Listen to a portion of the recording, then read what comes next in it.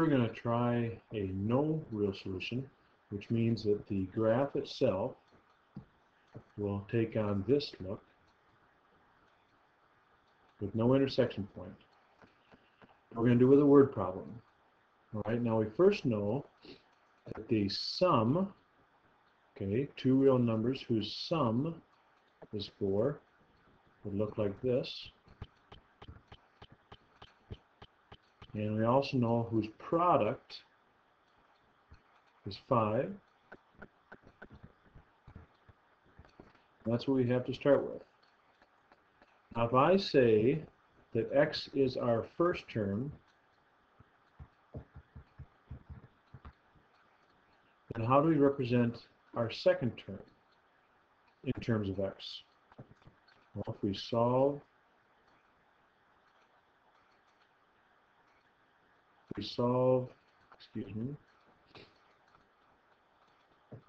our equation for y, which is our other variable,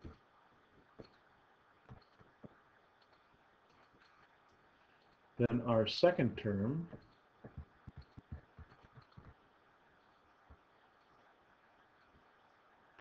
instead of saying y is considered negative x plus 4.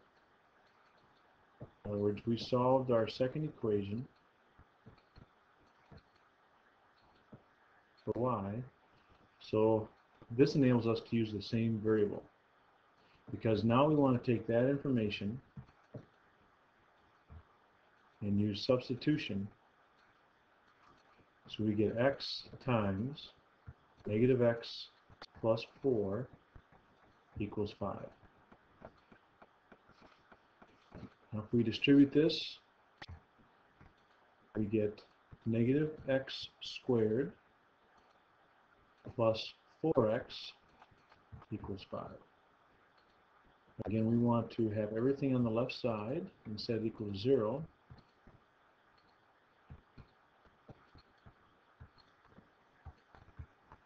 And that's what we get. Now, again, we have an a equal to a negative 1, a b equal to a positive 4, and a c equal to a negative 5. We know right from the get-go that our y-intercept will be negative 5. And since we have a negative x squared, we know it's going to open downward. Now I'm going to go from this point, and instead of plugging in points, I'm going to show you the other method, which is just to plug it into our calculators. If we take this and we go y equals, and we say negative x squared plus 4x minus 5, and we graph it,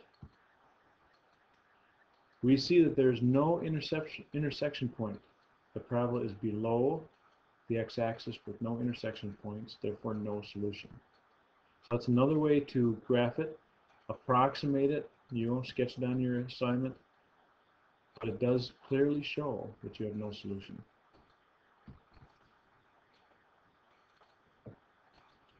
Estimating roots. Well, in all of our examples thus far, when there was an intersection point on the x-axis, they were integers. Now, if they don't actually cross the x-axis, then, or on integers, then we're basically forced to estimate. Now again, I'm going to do this one by plugging it in to our calculators, and I will have x squared minus 6x plus 3. Notice that it is equal to 0 already, so I can plug it in my calculator as is and graph it. Now if you look closely, it looks like it is going in units of 1, 2, 3, 4, 5, 6. So it does not cross the x-axis at any of the tick marks. Therefore, they're asking us to tell us between what two integers does our line cross the x-axis. So our first intersection point right here would be considered between 0 and 1. 1, 2, 3, 4, 5, and the next point would be between 5 and 6. So based on that graph, we would say that it crosses between 0 and 1 and between, was it 5 and 6? Yep, 5 and 6. And that is how we would basically say that that the graph is crossing the x-axis between those integers. So we have two solutions, but we don't know exactly what they are. So we are basically estimating.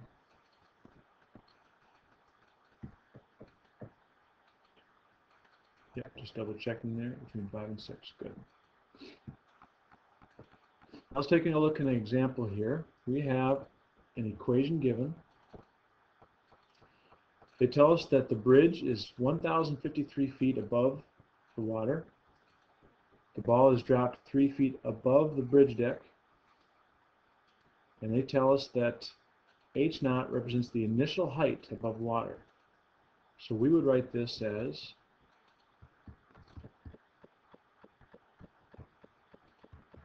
and if it's 1053 or 1053 to start with, and then you have 3 feet above that, h0 represents the initial height, so that would be 1056. And we would graph this. Now, t is the x-axis, so over time, what is our height? And I'm going to do this with the calculator as well, to kind of get an idea what it looks like, excuse me. If I plug in -16, and it's a t, I know, but it's a variable, so we can have x, it doesn't make a difference. If we graph this, we can't see much, because if we look at our equation, 1056 represents c, and that's our y-intercept. That's pretty high up. So our y-axis must go that high. So let's go to y max, and let's put 1,100. Our y scale goes by ones at this point. Every tick mark means 1. Let's go by hundreds. So there's not quite so many tick marks in the graph. Now this represents the parabola. Now we have a y-intercept at 1056.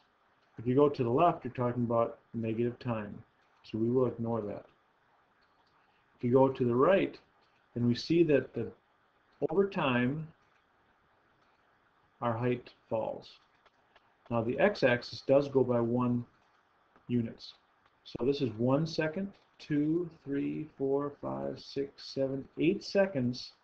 So 8 is our x-intercept, our root, okay, our solution. So in other words, it took 8 seconds for it to fall to the water. And that's how we would tell from the graph.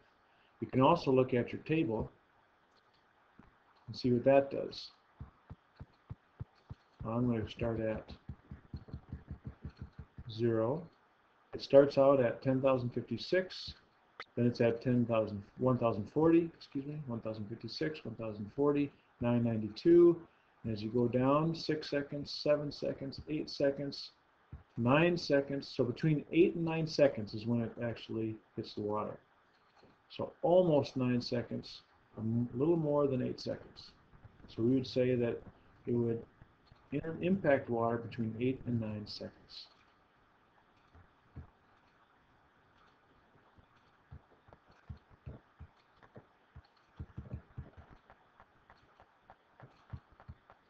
And this ends lesson 6.2, part B.